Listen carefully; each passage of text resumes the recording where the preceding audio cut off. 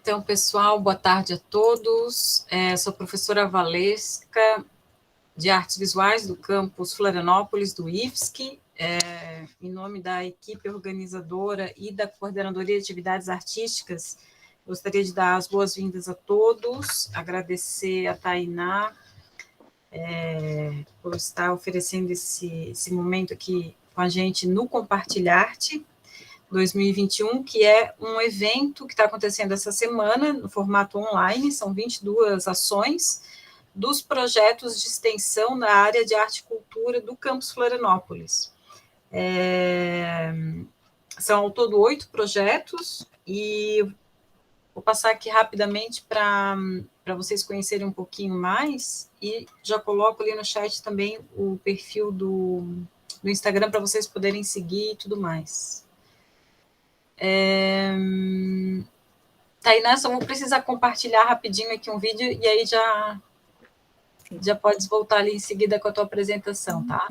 Só peço licença rapidinho aqui, vamos lá. Você conhece?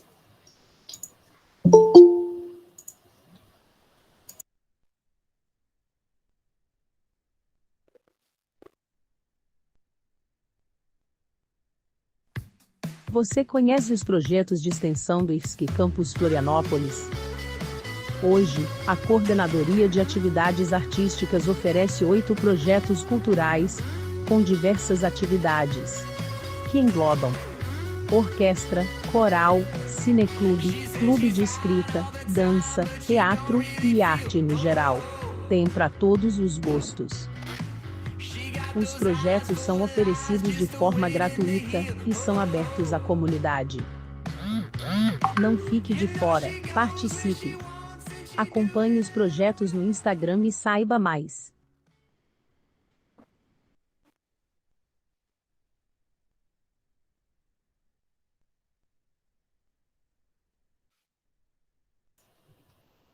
Então, boa noite a todos. Nós estamos aqui na nossa mesa de abertura do evento Compartilharte 2021, com os coordenadores dos projetos de extensão. Esse foi ontem. É que estava passando na sequência. Eu nunca consigo parar este negócio. Deixa eu só colocar aqui no chat para vocês conhecerem, acompanhar e divulgar os nossos projetos, tá? Todos gratuitos, todos abertos à comunidade.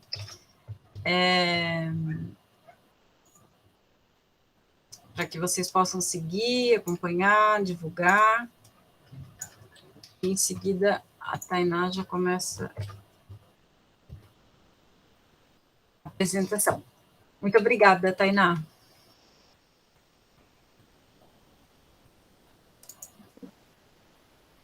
Agora pode? Isso, pode começar. Ok. Bom, vou colocar aqui uma apresentação. Vou compartilhar com vocês aí a capa da minha apresentação do TED, o ano passado, que eu fui convidada para falar no TED promovido pelo IFSC. E depois dessa palestra que eu comecei a pensar em fazer uma oficina, em conceber uma oficina, em como compartilhar essas experiências de uma maneira prática, que as pessoas pudessem aí aplicar nas suas ideias, nos seus projetos, nos seus livros, nos seus shows, nos seus filmes. Então, eu criei essa oficina a partir dessa experiência, né? E eu gostaria de compartilhar com vocês um pedaço. Eu não vou reproduzir o TED todo para vocês, claro, até porque não teremos não é nem que não teremos tempo, mas é porque eu gostaria de fazer outras conexões. E aí eu criei 10 passos, assim, eu pensei uma maneira didática para a gente tratar, para não ficar muito extenso, nem muito chato, e criei 10 passos para a gente tratar dessas etapas para a gente conseguir concretizar ideias. Então, agora eu vou contar para vocês um pouquinho da minha trajetória. Eu sou Tayana Martins, eu sou produtora de eventos há 11 anos. Eu sou acrobata aérea de circo e vivi grande parte da minha vida em Goiânia, Goiás. Hoje eu vou falar para vocês como que eu concretizei algumas ideias e eu pincelei alguns episódios que me ajudaram a entender como eles foram importantes nesse processo de concretização, para entender e estruturar as minhas ações nesse processo de concretização de ideias. Eu sempre fui uma pessoa muito ativa, né, dessas pessoas que, quando detectam um problema e que se eu vejo que eu posso resolver, eu vou lá e resolvo. E eu acredito que isso tenha muito a ver com a minha avó, a Dona Glória, que é uma mulher muito forte e sempre assumiu a liderança da família. E quando eu era pequena, eu passava grande parte do tempo com ela, porque minha mãe trabalhava, e desde muito pequenininha, muito, muito pequenininha, o meu sonho era fazer balé. E eu ficava com essa fantasia, fui crescendo, a fantasia nem cabia mais, e eu querendo fazer balé. E quando eu tinha 6 anos de idade, eu entrei na escola para ler, escrever, e quando chegou esse momento, minha avó falou: olha, agora está na hora de você entrar numa escola de artes para fazer balé.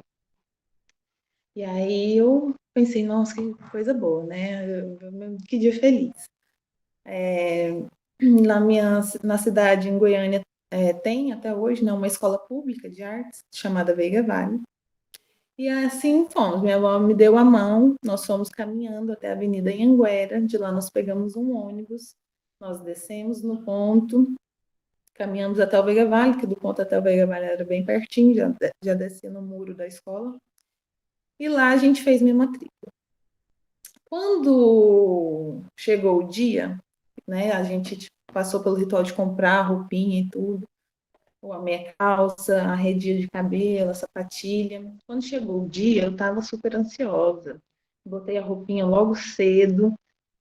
E minha avó só olhando, só olhando. E ela, você não vai atrasar? E eu, ai, vó, então vamos. Aí ela olhou para mim e falou: não, eu não vou. Eu não vou porque quem quer fazer balé? Quem quer fazer balé é você, não sou eu. Eu não posso viver sua vida. Eu falei, mas vó, eu não sei chegar lá. Aí ela falou, sabe sim, você já foi lá. E outra coisa, eu falei, não, mas e se eu não, e se eu não lembrar? Aí ela falou, você pergunta. Quem pergunta vai a Roma. Pode parecer traumático esse episódio. Ali eu chorei, né? Eu fiquei com medo, eu chorei porque eu achei que eu não ia conseguir chegar, porque eu achei que ia me perder, porque eu senti vergonha de ir sozinha, e enfim. Mas eu queria muito, então eu engoli, eu queria muito, muito, muito. Desde essa coisinha aí, eu já queria muito isso. Então, eu engoli o choro e fui. E aí, o que aconteceu? Eu peguei o ônibus, de repente, eu tô dentro do ônibus, só me deu uma sensação que eu tinha passado.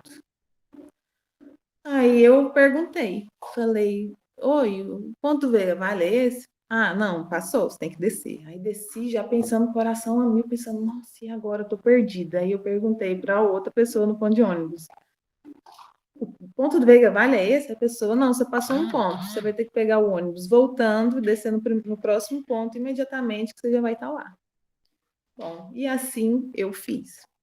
Desci naquele ponto imediatamente ao que eu estava e cheguei. Cheguei na minha tão esperada aulinha de balé. Eu conto esse fato, por mais arriscado que tenha sido, né? E porque foi um momento fundamental para eu entender que se eu me comunicasse bem, eu poderia fazer com que as pessoas entendessem minhas demandas, né? E dessa forma eu poderia realizar muitas coisas, eu poderia fazer as coisas, né? Então, enfim, eu segui. Com 11 anos, eu morava no centro da cidade e em frente onde eu morava tinha um mercado no qual tinham tinha aqueles bancos de concreto e muitos moradores de rua moravam ali, né? Isso é início dos anos 90. Agora a gente tem essa realidade de novo, mas naquele momento isso era uma fotografia muito comum dos centros da cidade. E eu e uma amiguinha, uma amiga do prédio, né, a gente tinha 11 anos, nós resolvemos fazer um bazar com os nossos brinquedos na porta do prédio para juntar um dinheiro para fazer uma comida para entregar para o pessoal lá do mercado, né, os moradores ali do banco, né, do banco do mercado. E aí a gente montou, fez um esqueminha assim, colocamos nossos brinquedinhos alinhados ali, colocamos uma mesinha em frente ao prédio, em cima da calçada, era tudo de R$ 1 a R$ 5, entendeu? E aí as pessoas passavam e perguntavam, o que vocês estão fazendo? E a gente estamos vendendo aqui ó, os brinquedos, porque a gente vai fazer uma almoção para o pessoal do mercado. Que quando a gente falava o pessoal do mercado, todo mundo sabia, batia, era só virar o pescoço assim, ó. E olhava para o outro lado da rua e via as pessoas ali numa situação bem vulnerável. E bom, e nós vendemos tudo, e deu tipo assim, uns R$ 50, que era muito dinheiro. E aí a gente conseguiu fazer aquilo que a gente queria e tudo. E servir uma comida, e foi uma tarde muito feliz, inclusive, assim, que eu guardo com muito carinho. Eu conto esse episódio dentro dessa construção, dessas estruturas de como se concretizam as ideias, porque eu percebi que sozinha, talvez eu não tivesse feito nada disso, entende? Mas junto com a minha amiga, a gente conseguiu mobilizar nossas famílias, os moradores do prédio, os transeuntes, que compraram os nossos brinquedinhos, e assim a gente ainda conseguiu gerar um almoço para mais umas 20 pessoas, né, enfim, moravam ali no banco do mercado. Quando eu entrei na universidade, um colega me convidou, eu fui fazer Ciências Sociais na Universidade Federal de Goiás. E aí, entrei na universidade e um colega me convidou para organizar um evento de cinema universitário, chamado Perrolou. E aí, era um pessoal do jornalismo e tal, e aí eu fui. Poxa, massa demais. E na época eu estava muito empolgada com antropologia, em especial antropologia visual. Pensava, nossa, não, mas o pessoal está pensando em pesquisa, não está pensando em imagem e tal, vamos fazer um evento de antropologia visual. E aí eu fui lá no meu professor orientador, o Gabriel Álvares, e falei, olha, eu tenho uma ideia.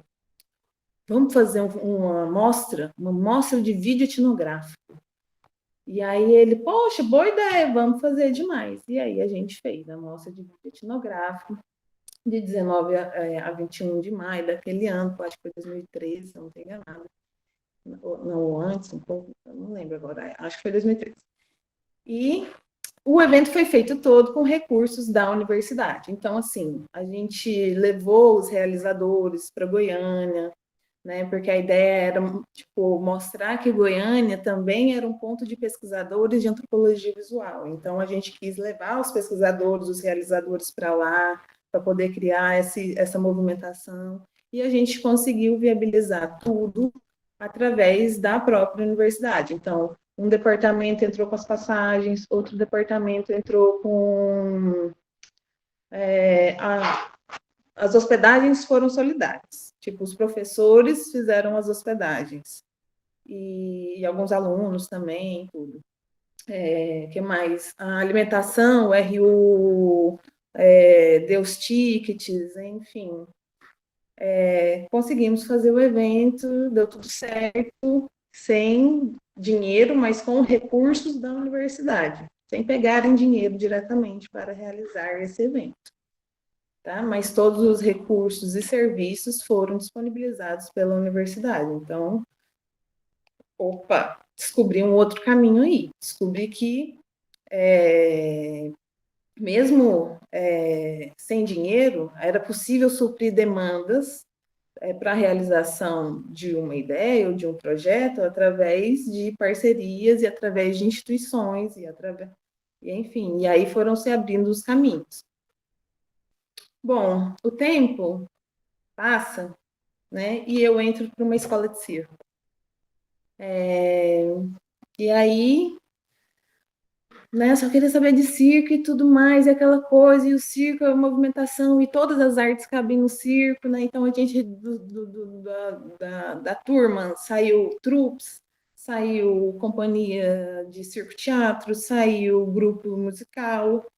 E bem nesse momento aconteceu o primeiro curso de formação técnica em artes no estado de Goiás, promovida pela Funarte, que é a Fundação Nacional de Arte. Foram 9 cursos oferecidos. Visagismo, que é aquelas maquiagens com efeito, de efeito especial, né? Vamos colocar assim. Sonoplastia, capatasia, que é a técnica de segurança de circo. Coreografia, iluminação, não lembro todos os cursos, mas teve o curso de gestão cultural. E nesse curso, eu acabei conhecendo o Tiago, do grupo de teatro Bastet, que era um grupo profissional de teatro, que naquele momento já tinha 8 anos de trabalho. Né? Então, eles já trabalhavam com os melhores profissionais de espetáculo da área.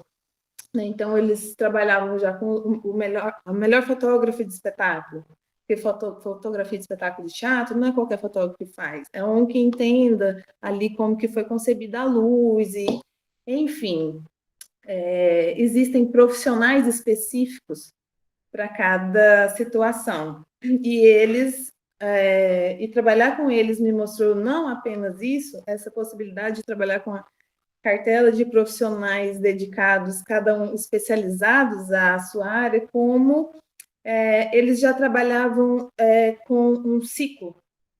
E como que era esse ciclo? Aqui, por exemplo, tenho um flyer, né, de 4 fotinhas de 4 espetáculos que eles montaram. Cada fotinha aí é de um espetáculo diferente. E como é que eles montavam esses espetáculos? Eles trabalhavam sempre com pelo menos 3 editais para montar um espetáculo. Então, como que funcionava? Um edital para pesquisa. Então, a gente quer fazer um espetáculo a partir do texto de Milor Fernandes, então a gente vai pleitear um edital para pesquisa e nós vamos ficar 1 ano pesquisando para a gente poder escrever uma peça que a gente vai fazer. Depois outro edital para fazer montagem. Nós vamos ficar agora 1 ano montando, sabe? Concebendo como que vai ser, criando com um cenógrafo, criando com um figurinista, e o outro edital para a circulação. Então, eles trabalhavam já dentro dessa lógica de ciclo de editais para viabilizar cada parte da produção deles, e viabilizar suas ideias, né? Então, uma vez eles quiseram trabalhar com Milor, como eu falei, outra vez eles quiseram montar um espetáculo surrealista, cada vez sempre seguindo esse ciclo de 1 ano para cada etapa, praticamente, tá? Porque, como eu vou falar mais para frente, há uma distância entre o período em que a gente concebe a ideia e o período que a gente vai executá-la. Mas vou continuar para vocês. Essa moça que está na foto aqui comigo, que eu sou essa que está de costas, essa moça que está comigo é a Marcela, e ela é muito minha amiga. E ela já era, e nós duas trabalhávamos, ela também era do circo, e nós duas trabalhávamos com produção para esse grupo de teatro. Chegou um momento que a gente falou, poxa, vamos fazer a nossa produtora. Vamos, então vamos. E aí nós fundamos a nossa primeira produtora, que foi a Mutamba Criativa Ideias e Soluções. E como Mutamba, né, como produtora, a gente falou, tá, mas nós somos produtoras. Só que nós não produzimos a obra de arte. Quem produz a obra de arte é um artista. Então, o que a gente produz? Afinal de contas, né? Era a nossa questão fundamental. E nós fomos atrás de sanar fomos atrás dessa resposta, assim, né? Afinal de contas, o que a gente quer produzir, como que a gente quer produzir. Então, ela estudava engenharia ambiental na época, eu estudava ciências sociais. Então, nós entendemos que o que a gente queria amalgamar era um viés de práticas de educação ambiental e a valorização dos saberes, da cultura popular e das artes, que a gente queria trabalhar em projetos que convergissem esses valores. Mas como colocar esses valores em ação? Então, uma das primeiras ações que a gente fez nesse sentido, de tipo, que tipo de valor que a gente quer difundir, que a gente quer aplicar nas nossas ideias e trabalhar sempre a partir disso, assim, eu tendo isso como uma premissa importante. A gente resolveu fazer um bazar, que foi o Bazar Mutamba. Ó, aí. E o que a gente fez? Nós pegamos algumas roupas, aquelas roupas que nós estávamos enjoados, aquelas peças que a gente compra e acaba não servindo, ou ao corpo, ou à personalidade. E numa pracinha ao lado do prédio da minha mãe tem uma feirinha, todas as quartas-feiras, até hoje tem. E aí, um dia eu cheguei mais cedo e perguntei como é que funcionava a feirinha, se tinha que pagar para expor, como que era o lance da barraquinha. E aí eles me informaram que era R$ 15 alugar a barraquinha à noite da feira. E aí resolvemos, vamos fazer uma feirinha e vamos começar a difundir as ideias que a gente quer, né? Dentro de uma ideia de prática de educação ambiental. Então, o que a gente poderia fazer nesse sentido? A gente pode ressignificar as roupas e a nossa relação com o consumo. A gente pode fazer alguns sabonetes biodegradáveis e com materiais naturais. E, então, vamos fazer isso. Mas para atrair as pessoas, para que elas entendam o que a gente está falando, de novas formas de se relacionar com o consumo, porque era isso que essa era a nossa ideia, era isso que a gente queria traduzir.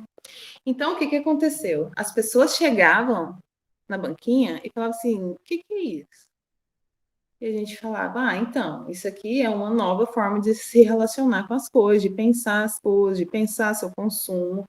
Mas isso aqui é roupa velha? A gente falava, roupa velha, é roupa usada que a gente está aqui ou vendendo por um preço simbólico ou trocando. Se você quiser ir lá na sua casa e pegar umas roupas para a gente trocar, estamos disponíveis aqui para fazer isso. E aí, gente, foi um frisson, vocês não estão entendendo. Demorou assim, uns 20 minutos para as pessoas entenderem. Depois disso, era só a barraquinha lotada e as pessoas se acotovelando para trocar roupa. Ou seja, às vezes é necessário uma iniciativa para que uma ideia tenha difusão, né? Ela começa a ser difundida. É claro que ela precisaria de mais e mais e mais ações nesse sentido, e a gente até tem hoje, mas enfim, foi uma iniciativa que a gente fez para entender que tipo de proposta, de valor que a gente queria ter junto com com os nossos projetos, com as nossas incorporadas às nossas ideias.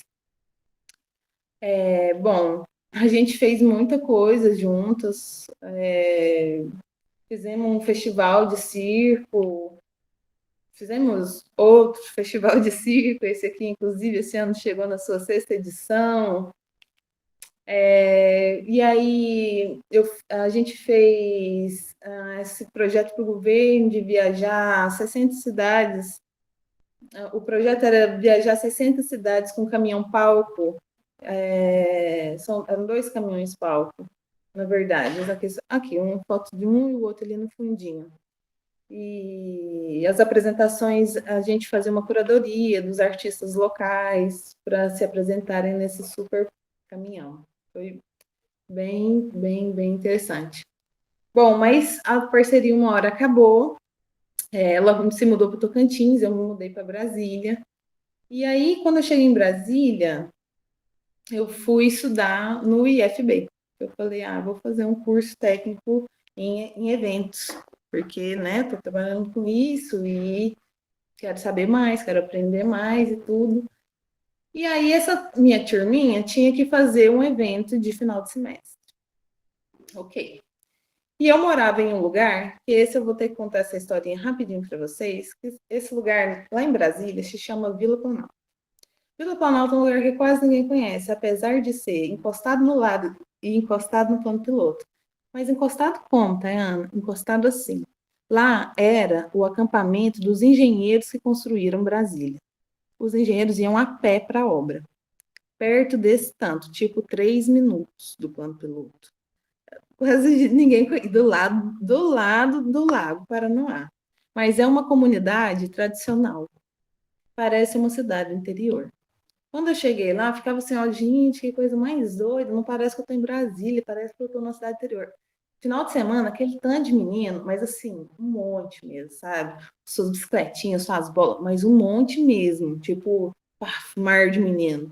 E velho também, muito, sabe? Enfim, uma comunidade bem ativa, pequena, e que, no qual todo mundo se conhecia, com muita criança, muito idoso, muita criança principalmente. Ok. Aí eu fui fazer uma reunião um dia com uma escritora. Ela queria escrever ela queria escrever um livro e tal, mas ela também era atriz de teatro e tinha um espetáculo de bonecos e tal. Enfim, eu chego na reunião, ela vira para mim e fala assim: putz, roubaram meu carro. Aí eu falei, pô, chato, né? Pô, tinha seguro? Aí ela falou, não, tinha seguro. O problema não é o carro. O problema é que dentro do carro estavam todos os objetos cênicos do meu espetáculo. Resultado de mais de 10 anos de pesquisa. Isso é insubstituível, entendeu? Eu tô, assim, em pânico, porque eu tenho um grande festival de literatura. Acho que era Flipiri, que é tipo um festival literário de Pirenópolis, eu acho. Que acontecia no final do ano. E ela tinha que reinventar o espetáculo, e aí ela vira para mim e falou assim: olha, você não sabe de nenhum lugar assim grande, assim, uma praça que dê muita criança, assim, no qual eu possa testar meu espetáculo? E aí eu pensei, gente, as coisas parecem que estão confluindo, né? Então, minha turma precisa fazer um evento. Um artista está precisando se apresentar. E eu moro num lugar que já tem um público pronto. Parece que as coisas vão se amalgamar, né? E aí vamos fazer um evento, e aí eu tive a ideia de fazer um palco aberto, né? Não, vamos fazer um palco aberto da vila, e vamos fazer. E aí entrou os artistas locais, né? Um dia eu estava tomando um café e pensei, gente, mas eu vou fazer um evento, não vai ter um artista daqui? Cadê os artistas daqui? E perguntei para a Ângela, dona do quiosque, que é um lugar muito famoso onde vende cuscuz e café lá. E aí eu perguntei, Ângela, você conhece algum artista aqui da vila? Ela falou, não, conheço não. Não, artista? Não, por fora. Gente, vocês conhecem algum artista aqui? Não. E todo mundo falando não. Aí tá, outro dia eu tava lá de novo, coincidentemente não, porque lá é meio que um point, assim, de comida boa. E aí eu vejo passar do outro lado da rua, assim, um menino todo invocado, bombadinho de boné. Eu falei, gente, esse menino vai saber. Aí fui nele e falei, oi, vem cá, você é artista? Aí ele ficou todo embevecido, assim, artista? Eu? Sou não, por quê? Eu sou do Muay Thai. Eu falei, não, você tem cara de artista. Ele falou, eu não sou artista não, mas o meu amigo MC Zen é. Eu falei, ele mora aqui? Ele falou, não, mora bem ali. Eu falei, então vamos lá, porque eu tô procurando os artistas da vila e tal. Aí ele, legal isso, artista? Como assim artista? Qualquer tipo de artista? Eu falei, pra gente fazer um palco aberto e tal, mostrar aqui as artes que a gente tem aqui e tudo. Aí ele falou, minha prima tem um duo de jazz. Aí eu falei, ele não, ela mora bem ali. Eu falei, não, então vamos passar lá, e vamos ver se ela quer se apresentar. Aí passamos lá, ela chega lá, ela, quer apresentar? Quer. Ela falou, nossa, que tudo! Nossa, nosso sonho sempre foi apresentar aqui no Planalto e tal. E meu vizinho aqui, ele tem um grupo de teatro adolescente. Rola deles apresentarem?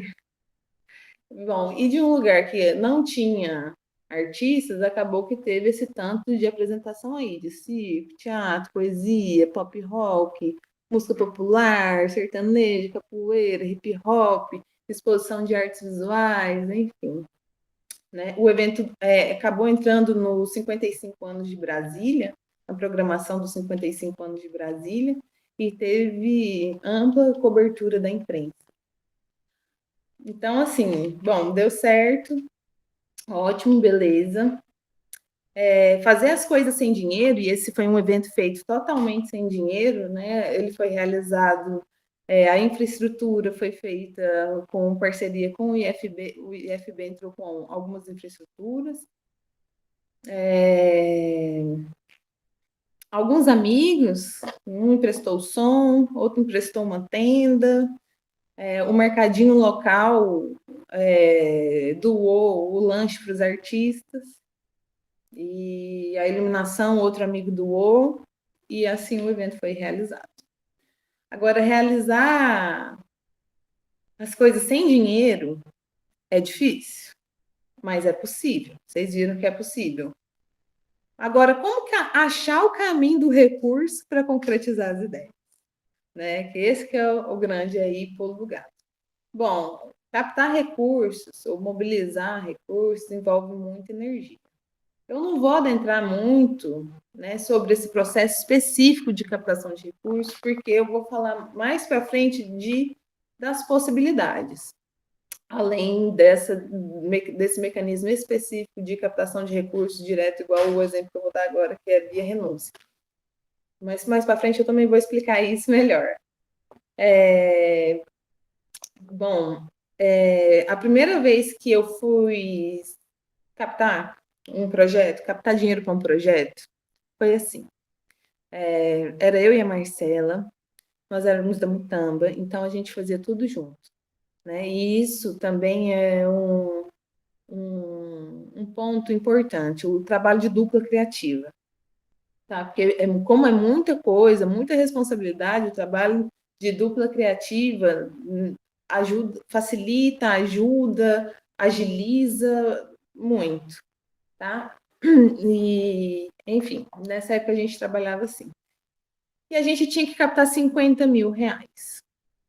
50 mil reais para captar como? Como que é isso? Captar 50 mil reais? Era a gente negociar um projeto que valia 50 mil reais para que o empresário investisse esses 50 mil reais e tivesse 25 mil reais abatido no imposto de ICMS dele no ano seguinte. E beleza, lá perto de Goiânia tem um distrito chamado DAIA, Distrito Agroindustrial.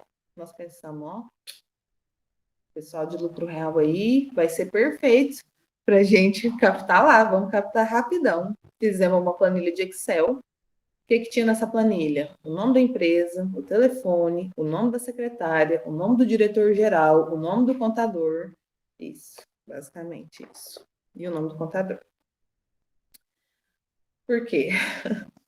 Por que a gente não tinha uma coluna para marketing? Que normalmente é onde mandam os projetos para serem negociados. Porque, não é ação de marketing. Né, era um projeto de circo, por exemplo, né, no caso, era um projeto de apresentação de espetáculo de circo em 6 distritos de Anápolis, mas lá no DAIA, no próprio DAIA, no Porto Seco. E, enfim, e o marketing normalmente não tem muito desse interesse, não. Então, uma coisa que a gente percebeu foi: drible o marketing, tente negociar diretamente com quem vai dar uma decisão final. Bom, a gente colocava a nossa melhor roupinha, ia lá fazer as reuniões, e íamos com o nosso notebook, preparamos um PowerPoint lindo e tudo. Não temos interesse. Outra reunião, não fazemos filantropia, e aí a gente explicar que não era filantropia, era negócio.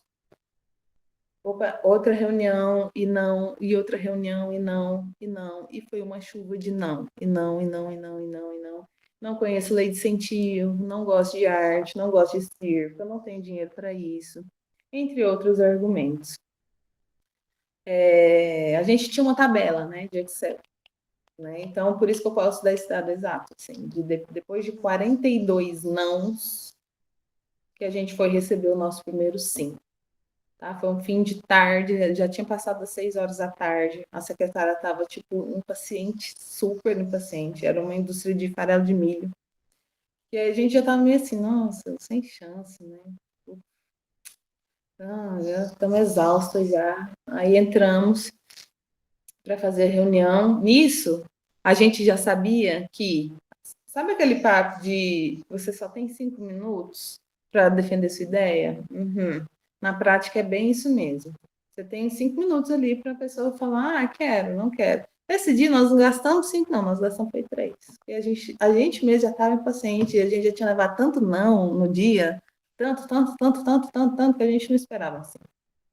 E aí, aí a gente em 3 minutos falou, olha, esse é um projeto, ele está aprovado numa lei de incentivo, o valor dele é 50 mil, se você investir nele o ano que vem, 25 mil vai ser batido no seu imposto de ICMS. E aí o cara falou, ótimo, quero. Assim, rápido, desse jeito. E a gente falou, oi? Quê? Sério? Ele, que maravilha, então toma um ofício aqui, assina aqui, vamos para frente. Bom, eu falei um pouco disso porque sempre quando a gente faz um projeto, depois que a gente põe a mão na massa, né, que é a parte de executar e tudo, que é de performar, de ver o resultado ali físico, tudo, é maravilhoso. Mas não acabou ali. A gente sempre tem um pós, tá? Seja uma desmontagem de uma exposição, seja uma relatoria financeira, uma prestação de conta. Então, o trabalho não necessariamente termina quando você coloca a mão na massa ali para executar a ideia, né? Não é o último passo, é isso que eu estou falando. Bom, vontade, desafio, conectar pessoas, boa comunicação, saber o recurso do caminho, né? Acho que essas são aí as habilidades para a gente achar essa chave para concretizar ideias. E aí, já falei 45 minutos, né? Eita, nós. Mas calma. Calma que estamos chegando aí a alguns passos que eu penso que eu criei, pensando nessa oficina, criei 10 passos. Pensei, não vou criar 20, 30 passos, não, porque é coisa demais. Vamos tentar sintetizar em 10. Né? Não é uma oficina de projetos, então não vou adentrar nisso, mas é uma oficina no qual o projeto é uma parte importante, mas não é a única. Vou só passar aqui, deixar essa imagenzinha de que a vida quer da gente coragem, que agora eu vou falar para vocês desses passos mesmo, especificamente.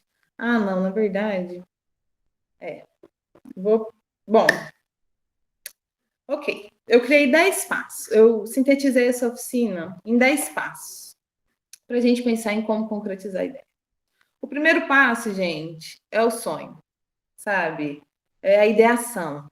É você falar, eu sonhei que eu quero fazer um livro, eu quero fazer uma peça, eu quero fazer uma performance, eu quero fazer uma exposição, eu quero fazer um espetáculo de dança. Eu quero fazer um espetáculo de teatro. O ponto de partida é o sonho, é o exercício imaginativo, de imaginar o que será e como será.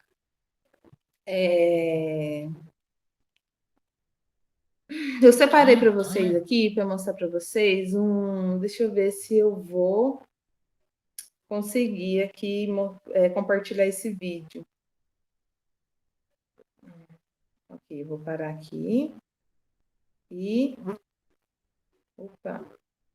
E agora eu vou mostrar um videozinho para vocês que coincidiu de eu estar pensando nessa oficina e eu ver esse documentário.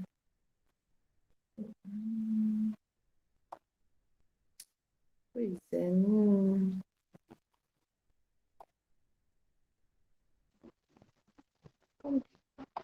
Poxa vida, acho que eu não estou sabendo muito, gente, colocar esse vídeo aqui. Achei que tinha dado certo, que eu fiz os testes antes. Eu deixei o vídeo aqui. Mas não tem problema. Talvez por... Não, por aqui não dá. Não tem problema. Vou só dar uma olhada aqui.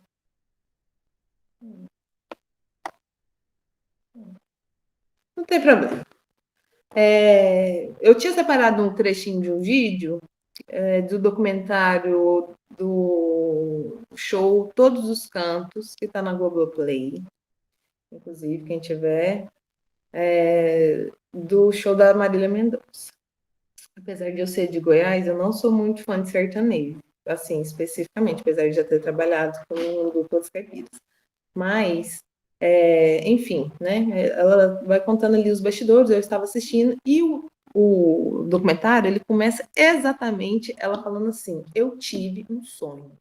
Eu sonhei que eu tocava nas capitais do Brasil para as pessoas, para o povo, assim, aberto, né?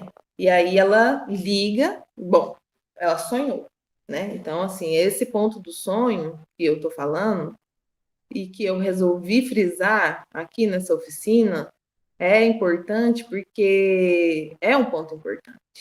Não tem como você realizar uma ideia sem antes você saber o que você vai fazer, né? E quando a Pablo, por exemplo, fala acredite em seus sonhos, ela não está falando da boca para fora. Você precisa passar por esse estágio da ideação, né? E eu queria até fazer uma conexão com vocês de um insight que eu tive, que foi o seguinte: em 2012, eu trabalhei num projeto de oficina de blogs em aldeias indígenas. E aí, esse projeto trabalhou com 3 povos diferentes. Com os Chavante, no Mato Grosso, os Bororo, no Mato Grosso também, e os Terena, no Mato Grosso do Sul. O povo Chavante é um povo que tem o cabelo cortado daqui, aqui, assim, e eles usam uns alargadores na orelha, uns pauzinhos na orelha. E aí, quando você pergunta, para que é o pauzinho na orelha? O pauzinho na orelha, né? Do alargador que a gente está falando. Aí eles falam, para sonhar melhor. Quando eles acordam de manhã, todo mundo, quando você está na aldeia, quando você acorda de manhã, você vai lá no centro da aldeia, no Arã, e conta seu sonho. Normalmente tem uma fogueira lá, porque de manhãzinha é frio, né? Assim, enfim, sempre tem alguém lá na fogueira, não é? Né? Sempre tem alguém acordado. E aí você chega lá no meio e conta o seu sonho. Né? E esse é o exercício, assim, de tradicional da comunidade, é ir lá no centro da aldeia contar seu sonho. Isso todos os dias. Bom, eu passei um bom tempo lá, foi um ano, e pesquisando, trabalhando e tudo,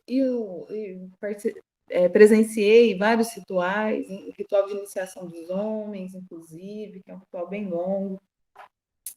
Bom, um dia eu estava lendo uma dissertação, e aí eu li um trecho que me deu um insight. E esse trecho falava assim: os rituais chavantes são performances dos sonhos. E aí eu pensei, gente, olha como é, né? Tudo para a gente conseguir realizar, ele parte daí, do sonho. Então, esse eu acho que é o primeiro passo, é você sonhar o que você quer fazer. Sabe? Eu quero fazer um livro de poesia com as poesias que eu fiz quando eu tinha sei lá, 13 a 17 anos. Ou não, eu quero fazer um livro de desenho. Não sei, mas é necessário essa etapa da imaginação. Depois disso, bom, depois, por exemplo, que no vídeo, o videozinho que eu mostrei é curtinho, né? A Marília fala, manda um áudio pro produtor, falando: oi, amigo, produtor, sonhei, tive um sonho, e eu sonhei que eu fazia show em todas as capitais do Brasil, nas capitais do Brasil, para o povo, né, em lugares abertos. E aí ele responde: ótima essa ideia, excelente. Né? O que ela fez nesse momento, quando ela manda o áudio para ele? Ela brifou ele. Então, a segunda etapa é o brief. É você começar a traduzir esse sonho para mais pessoas de forma organizada. Né? Sabe aquele pensamento de, não posso contar porque vão roubar minha ideia?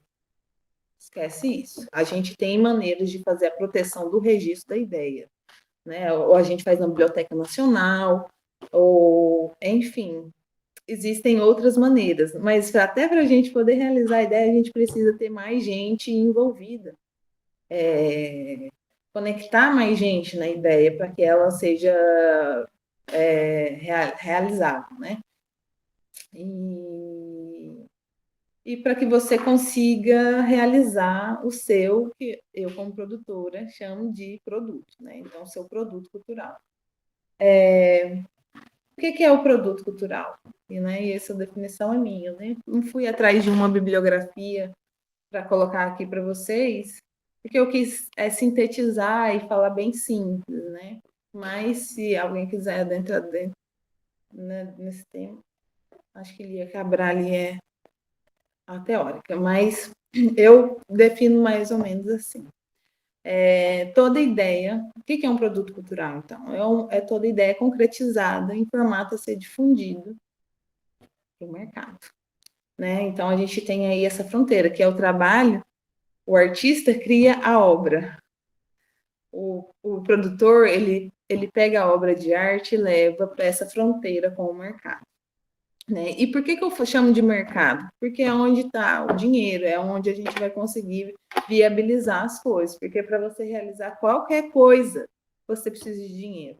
Assim, ou você precisa de uma estrutura, você precisa de serviço, você precisa de produtos, muitas vezes, né? Depende do que você for fazer. Bom, então, um show, ele tem que ser vendido, né? Um livro, ele tem que ser vendido também. Então, ele tem que alcançar um grupo de consumidores, ele tem que ser formatado para isso. E aí, esse é o trabalho de a gente conseguir viabilizar essa ideia para que ela se torne palpável. O briefing é essa etapa importante, é esse primeiro momento de você fazer essa tradução da sua ideia inicial, né? Porque é claro que você sonhou, né? A sua ideia inicial, você briefou a pessoa a partir, vamos fazer isso, o que, como, onde, né? Onde nós vamos fazer, o que nós vamos fazer. Decidiu isso, né? A gente vai passar.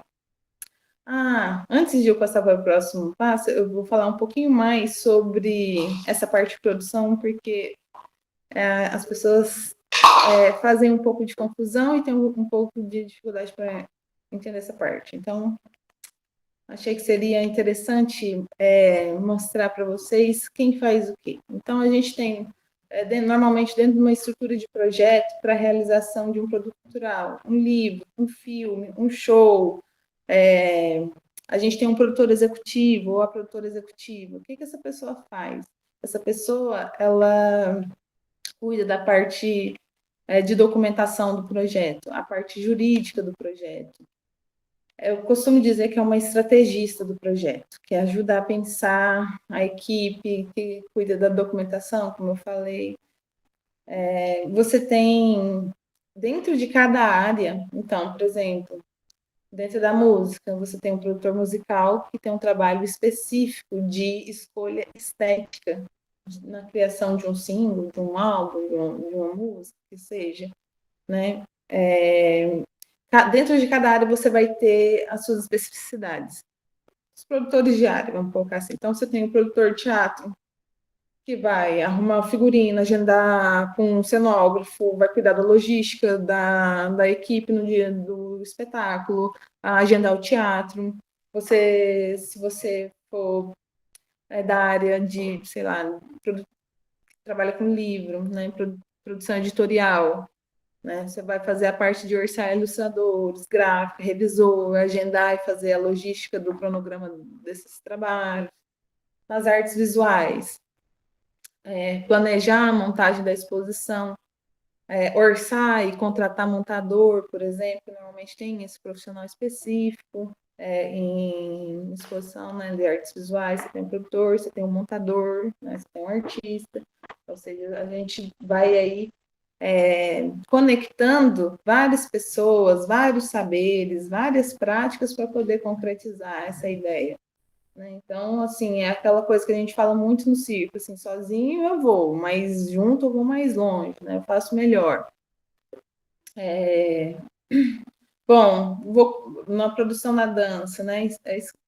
Acompanhar os concursos e festivais, escrever bailarina, acompanhar a logística de turnê, os produtores gerais de festivais, cuidam de logística, de montagem, desmontagem, execução da parte prática do evento, produtor de cinema, organização de logística de equipe, de set, infraestrutura, estrutura. Bom, a gente já sonhou, a gente já brifou, a gente já sabe o que vai fazer, onde. Agora a gente vai entrar na parte de pesquisa. Né? Não tem como a gente criar as coisas sem buscar as referências, sem saber se alguém já, sem ver se quem já criou o que parecido, entendeu?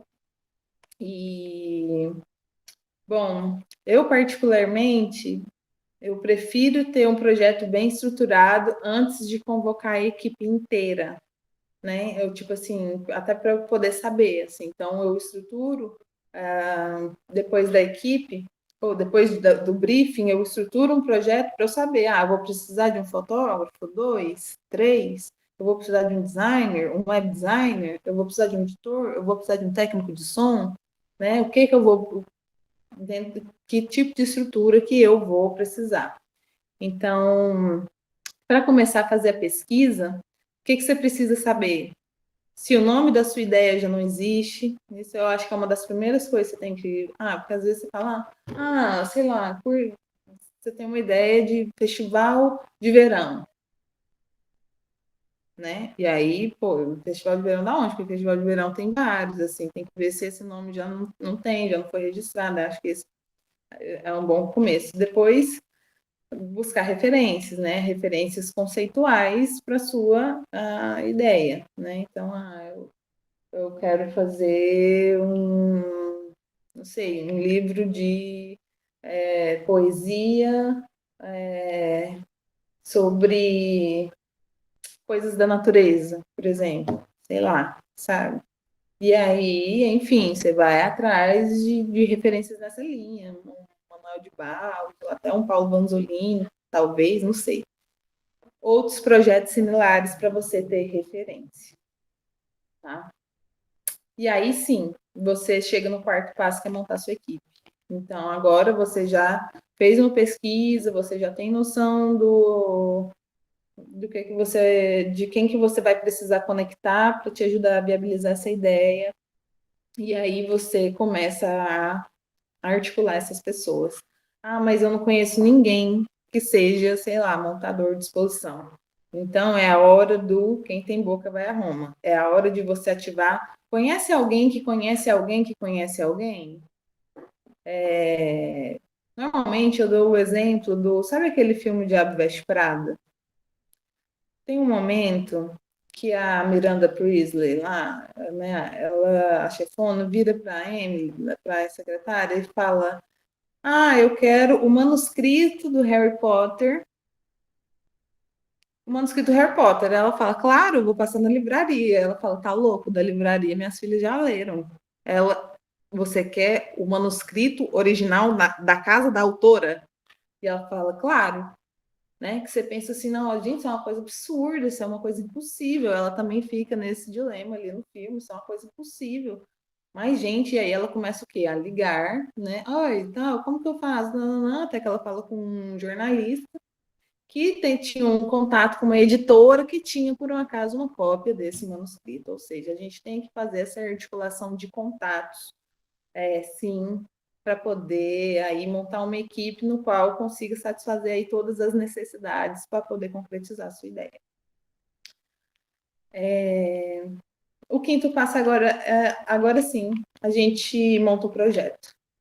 Então, chegar para montar o projeto, a gente já passou por, pelo menos compartilhando a minha praxis, né, a minha interpretação de como eu acho que fica mais fácil, mais didático de lidar com essas etapas para se concretizar as ideias. Agora é hora de fazer um projeto. Bom, eu já sei o que eu quero fazer, entendeu? Eu já tenho uma equipe, todo mundo já entendeu o que eu quero fazer, então agora eu vou estruturar essa ideia em palavras, de forma que qualquer pessoa que pegue o meu documento saiba do que eu estou falando. Então, aquela estrutura básica de apresentação, objetivo geral específico, justificativa, cronograma, orçamento, equipe e as contrapartidas. Bom, tá. O que são essas contrapartidas? Essas contrapartidas, elas são uma ação que você vai proporcionar como como uma devolutiva do investimento que foi feito no seu projeto. Isso pode ser através de uma ação, pode ser uma oficina que você vai dar, pode ser através de, que mais? Doação, sei lá, vou doar 30 livros para a creche infantil, livros de banho para a creche que eu produzi, suponhamos, entendeu? É também uma contrapartida. Mas existem vários tipos de contrapartida. Tem contrapartida social, ambiental. Eu não vou adentrar aqui nessa oficina em projetos, tá? Não é o caso. A gente vai seguir, porque nesse processo de concretizar ideias, projeto é só uma etapa. Não é só, é uma etapa importante quanto todas as outras. Bom, dentro desse processo de fazer o projeto, e não apenas, né, dentro do projeto, mas para poder seguir, né, para o rumo, para concretizar suas ideias, a gente precisa saber do que vai precisar e quanto que custa isso, né? É a hora do orçamento, é a hora de colocar na ponta do lápis, né, em valores reais, quanto que vai custar a sua ideia. Né? Então, fazer o orçamento significa você assuntar com todos os profissionais e empresas todos os produtos e serviços necessários para a execução da sua ideia. Então, eu vou fazer um livro de quantas páginas? Um livro de 30 páginas. É colorido? É preto e branco? Qual tipo de papel que você vai usar? É a hora de você ligar e fazer os orçamentos. Né? Manda as características aí para a gráfica, faz orçamento, para você poder ter valores reais. Não necessariamente. Tá. A inflação deve ser considerada sempre, tá? Não é só por conta desse período político que a gente está vivendo, não. Sempre a inflação deve ser considerada, porque normalmente há uma distância entre o período que você escreve o projeto e o período que você é isso mesmo. E o período que você, de fato, vai executá-lo. Então, é por isso que, em média, a gente faz 3 orçamentos de cada item da planilha. É por causa disso. É para a gente poder ter aí um intervalo para trabalhar. Entende? Entre o menor preço e o maior preço, e a gente trabalha com esse intervalo para que, eventualmente, quando a gente tiver o dinheiro na conta para executar o projeto, o dinheiro dê para comprar, porque às vezes pode aumentar o preço, pode diminuir, né? Enfim, então fica aí um passo importante dentro do passo do orçamento, uma ação importante dentro do passo do orçamento é o levantamento de 3 orçamentos de cada item da planilha. E aí isso eu recomendo que vocês tenham uma... Normalmente o Ministério da Cultura soltava, junto com o IBGE, todos os anos não, acho que era de 2 em 2 anos, soltava uma planilha de serviços, assim, referência com algumas capitais do Brasil, acho que eram umas 6 capitais, o preço de tudo, assim, designer, tudo, fotógrafo, diretor de cena, de tudo, assim, então era uma referência muito boa, mas agora a gente não tem mais essa ferramenta. Né? Já tem desde 2016, se não estou enganado, não é produzido.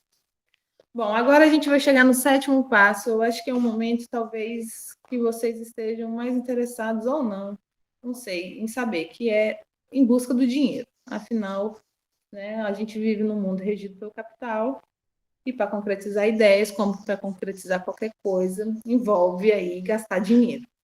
Né? E aqui, acho que é o pulo do gato dessa oficina, que eu vou abrir o caminho para vocês começarem a pensar os modos de vocês viabilizarem suas ideias. Então, eu separei aqui 4 modos principais para vocês viabilizarem suas ideias financeiramente, que eu estou falando. A primeira possibilidade é através da doação. né? Você pode conseguir tanto produtos quanto serviços para realizar a sua ideia.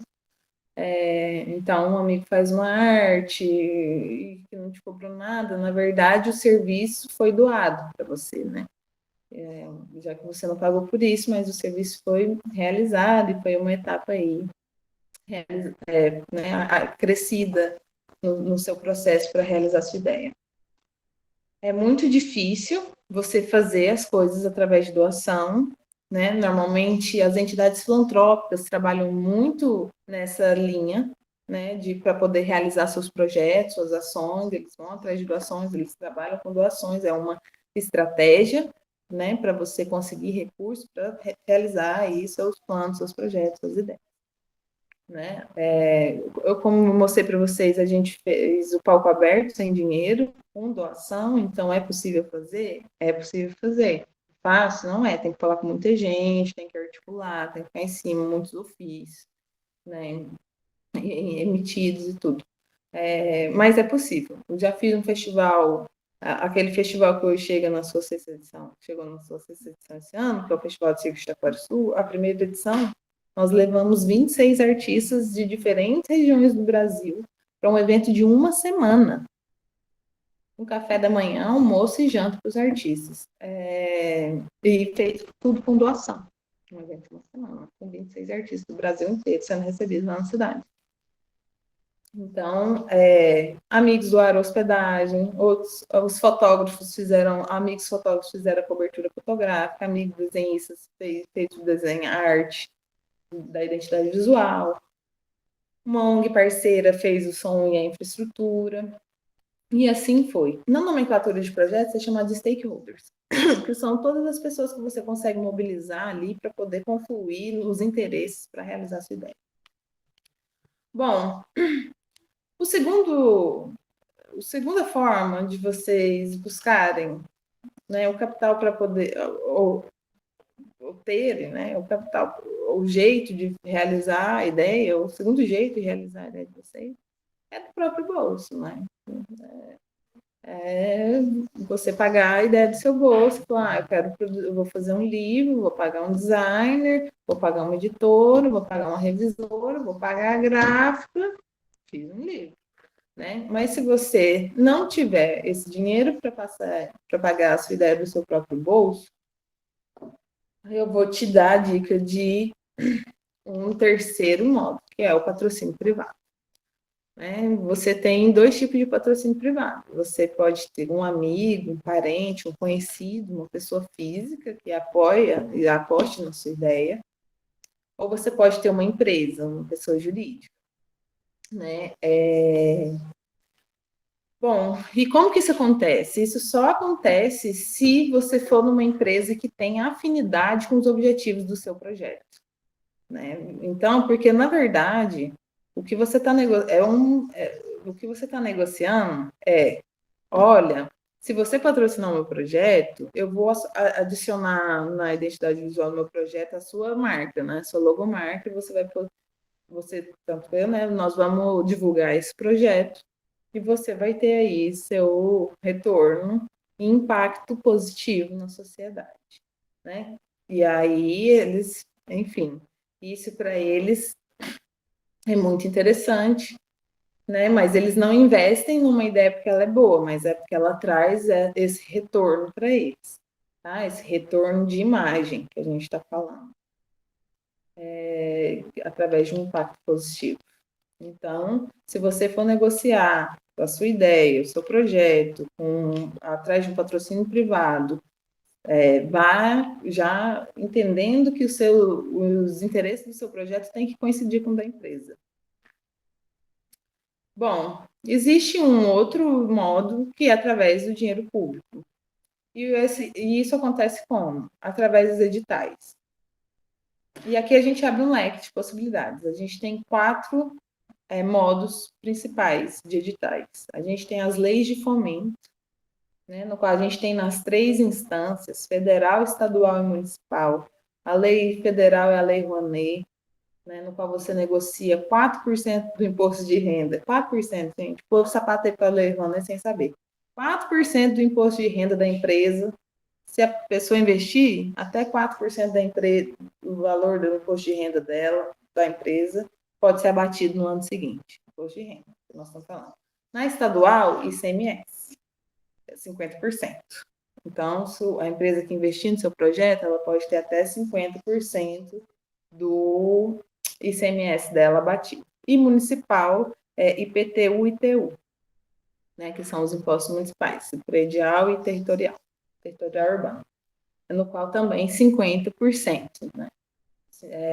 A empresa que investe no seu projeto, na sua ideia, pode ter abatido até 50% do seu imposto de IPTU ou ITU no ano seguinte. É assim que funciona a renúncia fiscal, através das leis de fomento, tá? Que é um mecanismo aí disponível, né? Normalmente eles ficam abertos de maneira contínua. Aqui em Santa Catarina a gente tem a lei municipal, agora a gente tem o PIC, que é justamente essa instância estadual, porque é renúncia através de ICMS, e na instância nacional a gente tem a Lei Rouanet, que eu particularmente não sei como que tá, por conta da disputa aí política e tudo. Bom, mas existem outras formas ainda de se acessar o dinheiro público para poder concretizar suas ideias, poder financiar os seus projetos, né, através dos fundos de cultura. O que são os fundos de cultura? Em vez de você negociar com uma empresa para investir no seu projeto e abater, igual na renúncia fiscal da lei de fomento, no fundo de cultura, a hora que seu projeto é aprovado, o dinheiro cai na conta do projeto, né, no caso, para você já realizar totalmente. Você não tem que passar por essa etapa de negociação, de captação de recursos junto com a empresa, igual na lei de fomento. E a gente tem outras duas modalidades já mais populares, que são os concursos e os prêmios, né? Então, a gente tem aí os concursos e prêmios por categoria.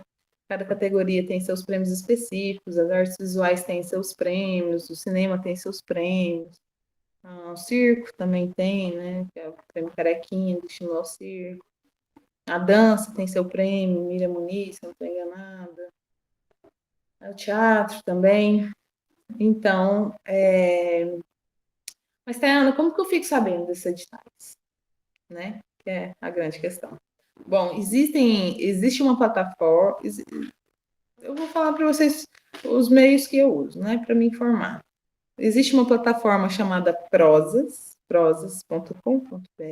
lá em oportunidades, ficam listados os editais abertos em andamento. Não, em andamento não, os editais abertos. Então, o site prosas.com.br é a minha indicação para que vocês façam acompanhamento dos editais. A Funarte também, ela tem ali uma aba de editais, que sempre tem editais saindo. E no Facebook tem um grupo chamado Editais Culturais do Brasil, que ali também são divulgados diversos editais, né, para concurso, para prêmio, lei de fomento, tudo. Bom, eu vou passar para o próximo passo, que é, gente, estou acabando já. Oitavo passo, que são conceitos importantes. Vou falar de 3 conceitos que hoje, quando a gente, poxa, tive uma ideia maravilhosa, vou atrás de um dinheiro para poder realizar essa ideia. Só que os editais, eles trabalham com alguns conceitos, e assim, eu trabalho com isso há 11 anos, então nesses 11 anos, eu garanto para vocês que esses 3 conceitos, eles sempre aparecem, que são exigidos. Que conceitos são esses? Democratização de acesso, sustentabilidade e acessibilidade.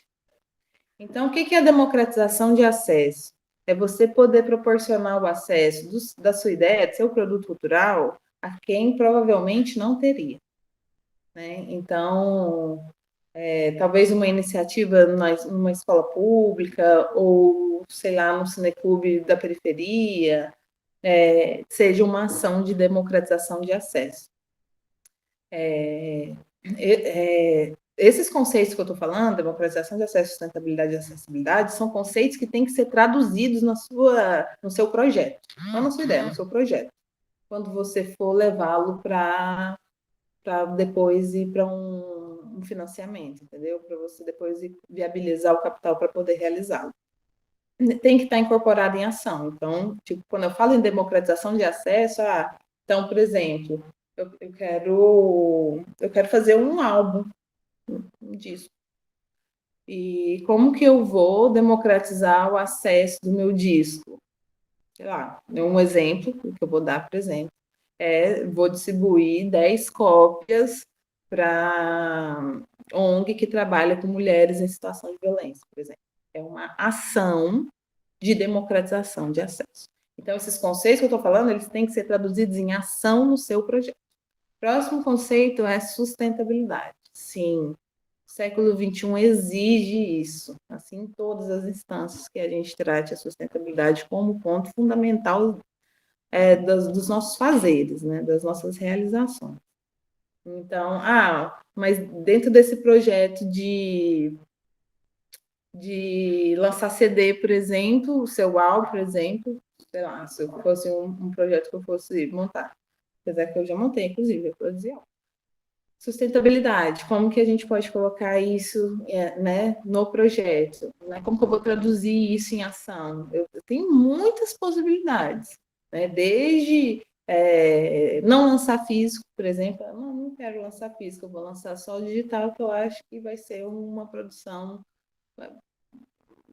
desnecessária, porque as plataformas digitais bastam para fazer a distribuição do meu produto, por exemplo, um exemplo. Ou outro.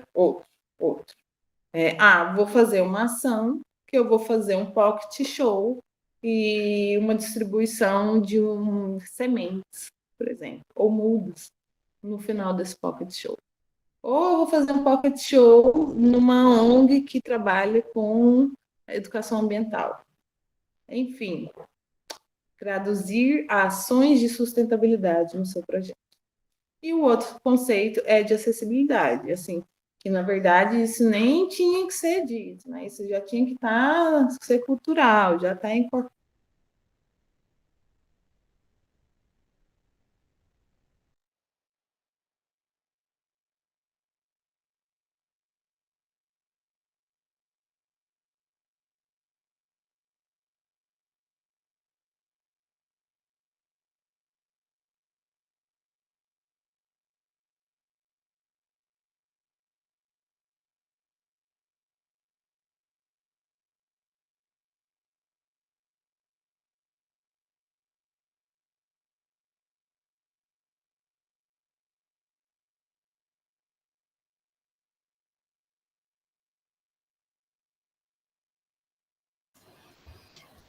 Oi, pessoal.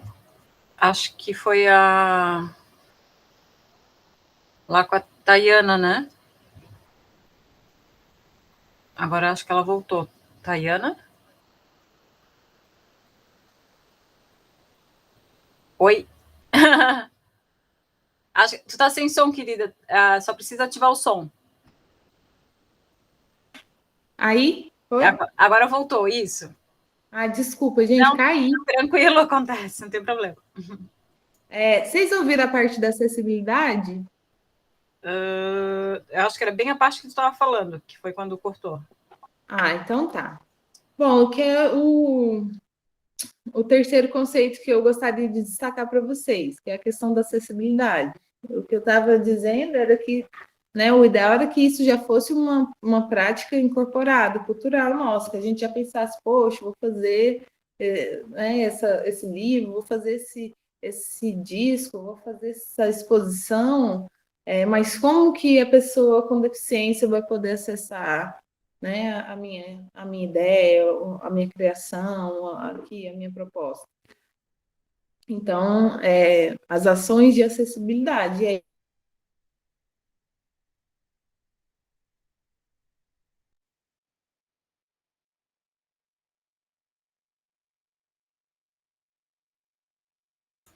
Acho que travou novamente, né? Eu achei que era aqui na minha internet, porque está uma ventania. Oi. Oi, caí de novo. Eu acho que foi Não, essa ventania. Tá uma ventania aqui também. Eu achei que era aqui em casa, mas então tá bom. Continuamos. A gente está chegando aqui ao fim, tá? Tranquilo. Bom, depois da acessibilidade, a gente chega no nono passo, que é a questão do cronograma, que é você medir o tempo. Então, assim, toda a ideia, para a gente concretizar, sempre lembrar, pensar isso, que toda ideia, ela está situada no espaço, ela vai ser, para ser concretizada, situada no espaço e no tempo, né? E essa questão do tempo, ela é medida através do cronograma. Qual que é a minha dica em relação ao cronograma? Que você, se você for montar um cronograma para edital, para algum tipo de edital, né? Essa dica, ela é desse recorte edital especificamente, é você sempre calcular o tempo a partir do tempo do cronograma do próprio edital. Então, por exemplo, se o edital vai liberar a resposta final, o resultado final, dia 20 do mês, pense, Brasil, tá? Se não atrasar, se der tudo certo, dali um mês, você é chamado para assinatura. Se der tudo certo, né, em 30 dias, da assinatura do contrato até o depósito na conta, o patrocinador vai ter 30 dias, né? Se der tudo certo. Só que é Brasil. Às vezes demora um pouco mais, às vezes um pouco menos. Então, a gente vai jogando aí uma média. E eu tendo a montar cronogramas na expectativa boa. Então, normalmente eu começo a entregar o resultado aqui, eu vou ter, então, mais ou menos 2 meses antes de eu começar a fazer, de fato, a execução do meu projeto, né? E sempre isso já é uma estrutura básica de projeto, que eu também não vou me aprofundar muito, mas a gente sempre vai pensar no cronograma da ideia, de como realizá-la, pensando sempre pré-produção e pós-produção. Sendo que na pré-produção só as coisas que você precisa levantar e organizar antes de concretizar a sua ideia. A produção é a hora da mão na massa mesmo, e a pós-produção é essa etapa que é a hora de fazer a relatoria e a prestação de contas. Então, não sei que você